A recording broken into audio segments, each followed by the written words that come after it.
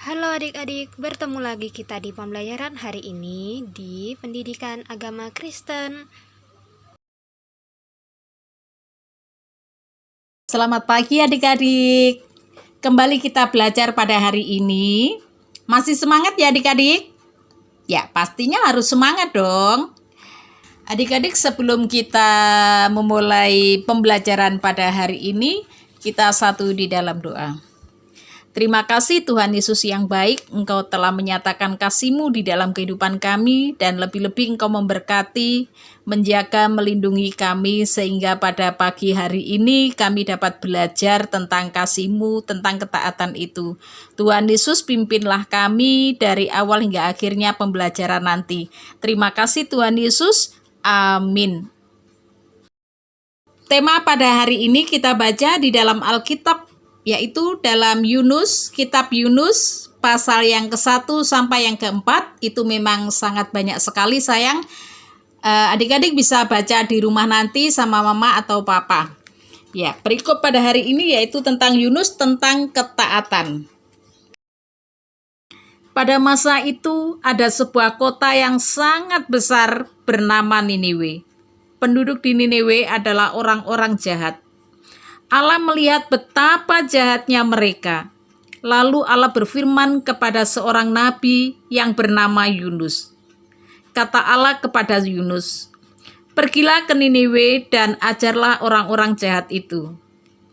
Tetapi Yunus tidak mau pergi. Di sana ada sebuah kapal besar yang siap untuk berlayar. Yunus membayar ongkos dan naik ke kapal itu. Segera mereka berlayar di laut luas yang biru itu. Mereka bukan menuju ke Niniwe, namun mereka pergi ke arah yang berlawanan. Yunus masuk ke dalam kapal dan membaringkan dirinya dan tertidur. Setelah beberapa lama angin mulai bertiup dan awan-awan besar menutupi langit. Badai yang dahsyat melanda, makin lama angin bertiup makin keras. Ombak bertambah besar dan kapal terombang-ambing turun naik. Lalu semua orang di kapal itu ketakutan. Mereka mulai berdoa. Mereka berdoa kepada ilah-ilah mereka, tetapi ilah mereka tidak dapat menolong mereka. Tambah lama, badai tambah buruk. Orang-orang menemukan Yunus tertidur, dan mereka membangunkannya. Kata mereka kepadanya, "Bangunlah dan berdoalah kepada Allahmu, kita akan tenggelam." Mereka berkata satu sama lain, "Pasti ada yang telah berbuat dosa. Itu sebabnya Allah mengirim badai." Dan mereka bertanya kepada Yunus, "Siapa engkau? Engkau mau pergi kemana?" Lalu Yunus memberitahu mereka bahwa ia melarikan diri dari Allah. Katanya, "Badai itu datang karena aku. Allah menyuruhku ke Niniwe, tetapi aku tidak mau pergi." Orang-orang itu bertanya, "Apa yang dapat kami lakukan untuk menghentikan badai itu?" Jawab Yunus, "Lemparkanlah aku dari kapal ini ke dalam laut yang dilanda badai itu. Lalu badai akan surut." Orang-orang itu tidak mau melakukannya. Mereka terus-menerus berusaha mendayung kapal itu. Mereka berusaha mencapai pantai. Tetapi makin lama badai makin memburuk. Lalu mereka melemparkan Yunus dari kapal ke dalam laut yang dilanda badai itu. Dan badai pun surut. Tetapi Yunus turun dan terus turun ke dalam air yang dalam. Ia menduga ia akan tenggelam. Lalu Allah mengirim seekor ikan yang besar. Ikan besar itu membuka mulutnya lebar-lebar dan menelan Yunus. Jadi Yunus tidak tenggelam. Di dalam perut ikan itu, Yunus berdoa kepada Allah. Allah menyuruh ikan itu memuntahkan Yunus di pantai. Lalu Allah bicara dengan Yunus lagi. Allah menyuruh Yunus pergi ke Niniwe lagi dan mengajar. Kata Allah, "Beritahu orang-orang bahwa mereka harus menyesali dosa mereka. Jika mereka tidak berpaling dari dosa, Aku akan membinasakan kota itu dalam 40 hari. Akhirnya Yunus pergi ke Niniwe dan memberi pengajaran kepada orang-orang. Katanya kepada mereka, dalam 40 hari Tuhan akan membinasakan kota ini. Ketika orang-orang itu mendengar Yunus, mereka ketakutan. Bahkan raja pun ketakutan ketika mendengar apa yang dikatakan Nabi Yunus itu. Raja menyuruh semua orang mengenakan kain kabung dan duduk di atas abu. Itulah cara mereka menunjukkan bahwa mereka menyesal. Dan mereka tidak makan atau minum. Mereka hanya berdoa kepada Allah dan mengaku menyesal atas dosa-dosa mereka. Setelah Yunus memberi pengajaran di seluruh kota, ia pergi ke lereng bukit dan duduk di sana. Ia mau menyaksikan Allah membinasakan kota itu. Allah membuat sebatang anggur yang cantik tumbuh melewati kepala Yunus untuk menaunginya. Namun, Allah mendengar orang-orang Niniwe berdoa dan ia melihat betapa menyesalnya mereka. Jadi, Allah tidak jadi membinasakan kota itu. Lalu Yunus marah. Pada malam hari, Allah mengirim seekor cacing untuk menggigit akar batang anggur yang memberi Yunus naungan. Dan batang anggur itu mati. Allah berfirman kepada Yunus, "Engkau sedih tentang anggur itu. Tetapi pikirkanlah semua orang di kota besar itu. Banyak dari mereka anak-anak yang masih kecil. Tidakkah aku menaruh kasihan terhadap mereka?" Demikianlah Allah menunjukkan pengampunan kepada penduduk Niniwe ketika mereka menyesali dosa-dosa mereka. Adik-adik yang dikasihi Tuhan Yesus Kristus, kisah tentang Nabi Yunus tadi hendak mengajarkan kepada kita bagaimana pengampunan Allah ditunjukkan kepada penduduk Niniwe. Orang-orang Niniwe yang tadinya sangat jahat, sekarang sadar dan sungguh-sungguh menyesali dosa-dosanya.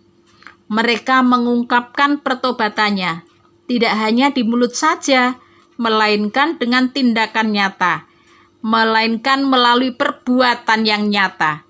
Mereka berdoa kepada Allah dan mengaku menyesal atas dosa dan perbuatan jahat mereka. Mereka mengenakan kain berkabung dan duduk di atas abu sebagai tanda penyesalan. Mereka berpuasa sebagai tanda pertobatan dan penyesalan mereka. Oleh karena kasih setia Allah kepada mereka, Allah mengubah rencananya. Yang tadinya mau memusnahkan bumi tidak jadi membinasakannya, lebih-lebih kota Niniwe. Allah menganugerahkan pengampunan karena mereka bertobat dan menyesali dosa-dosanya. Nah, adik-adik yang dikasihi Tuhan Yesus Kristus, ketika kita bicara tentang pertobatan dan penyesalan, ini menuju ke kesalahan atau dosa-dosa manusia, atau dosa-dosa kita atau kesalahan kita. Adik-adik, siapa yang pernah berbuat salah? Nah, berbuat salah kepada siapa? Bisa kepada teman-teman di sekolah, bisa berbuat salah di rumah. Bagaimana itu berbuat salah di rumah? Yaitu tentang ketika adik-adik tidak mentaati atau mematuhi perintah orang tua, itu bisa dinamakan salah. Bahkan di sini bisa dinamakan berbuat dosa kepada siapa? Kepada orang tua. Ketika kita sebagai anak-anak yang taat kepada perintah kedua orang tua, maka kita mendapatkan apa? Mendapatkan yaitu suatu hadiah. Hadiah apa yang diberikan kepada adik-adik dari orang tua? Mungkin bisa ditambah uang sakunya, mungkin bisa bermain HP lebih ditambah jamnya, itu. Tapi ketika adik-adik berbuat salah dan dosa kepada orang tua, pasti adik-adik juga mendapatkan hukuman. Ada risiko yang akan ditanggung oleh adik-adik, yaitu mungkin orang tua hari ini nggak usah ada uang jajan, atau hari ini nggak boleh main HP, sama sekali tidak boleh. Itulah sebabnya adik-adik ketika melakukan salah dan dosa, adik-adik juga mendapat hukuman seperti kota Niniwe tadi. Ketika Yunus diperintahkan untuk pergi ke Niniwe, tetapi Yunus malah melanggar perintah Tuhan. Dia tidak taat. Yunus malah pergi ke Tarsis, yaitu menyeleweng dari jalan Tuhan. Adik-adik yang dikasihi Tuhan Yesus Kristus, pengampunan Allah juga disaksikan, yaitu di dalam dalam Mazmur. Tuhan Allah tidak mengingat-ingat dosa manusia. Tuhan Allah itu tidak mengingat-ingat dosa. Itu artinya ketika kita berbuat dosa, itu pasti ada pengampunan. Ada pengampunan yang diberikan kepada kita umat manusia. Tetapi tidak menutup kemungkinan Tuhan juga menunjukkan hukumannya kepada kita melalui kedua orang tua kita, sebab kedua orang tua kita adalah wakil Tuhan, di mana harus kita hormati, harus kita taati dan patuhi perintahnya. Seperti juga kita mematuhi perintah Tuhan. Perintah Tuhan itu di dalamnya kita harus taat dan patuh kepada orang tua. Kita harus ketika hari Minggu ada jadwal ibadah gereja atau sekolah minggu, kita harus ada di dalam ibadah itu. Atau ketika adik-adik suka memuji Tuhan atau berdoa, itu merupakan salah satu di dalam ketaatan kepada Tuhan. Nah, adik-adik yang dikasihi Tuhan Yesus Kristus, ketika Yunus mau menyesali dosa-dosanya, apa yang diberikan Tuhan kepada Yunus yaitu pengampunan. Pengampunan Allah yang sungguh sangat luar biasa. Allah itu panjang sabar dan penuh kasih, bahkan tidak pendendam. Nah, kita harus bersyukur bahwa Allah kita itu Allah yang sangat luar biasa. Ketika kita mau taat dan patuh kepada perintah Allah, maka kita tidak akan mengalami atau mendapatkan dosa-dosa, tidak melakukan dosa-dosa itu lagi. Ketika kita mengingat bahwa ketika kita melanggar perintah Allah, hukuman yang kita terima pasti ada. Sayang, ketika kita menerima hukuman itu tidak langsung dari Allah. Allah nggak pernah menghukum aku. Tetapi ingat, orang tua mungkin yang pernah menghukum adik-adik melalui sikap orang tua yang diberikan kepada adik-adik. Dan itu suatu pelajaran bagi adik-adik bahwa kita harus taat dan patuh kepada orang tua sebagai wakil Allah. Sebagaimana kita harus taat kepada perintah Allah. Tuhan Yesus memberkati. Adik-adik, pembelajaran hari ini mengingatkan kepada kita untuk selalu taat akan perintah orang tua dan juga taat akan perintah Allah.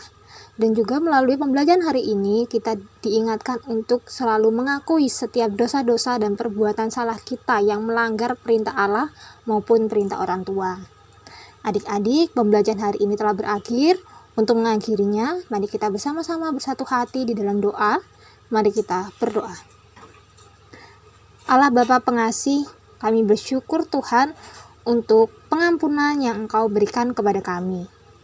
Tolonglah kami agar kami mampu berbuat seperti yang diteladankan-Mu, mampu memaafkan dan mampu mengampuni kesalahan orang lain, dan juga ajar kami untuk selalu taat di dalam setiap kehidupan kami sehari-hari. Berkati setiap kerinduan kami Tuhan, berkati setiap cita-cita dan harapan kami untuk masa depan kami. Berkati setiap kegiatan kami sepanjang hari kami, pimpin, sertai, dan lindungi kami dimanapun kami berada. Terima kasih Tuhan Yesus, inilah doa kami. Amin. Terima kasih adik-adik, sampai jumpa minggu depan. Tuhan Yesus memberkati.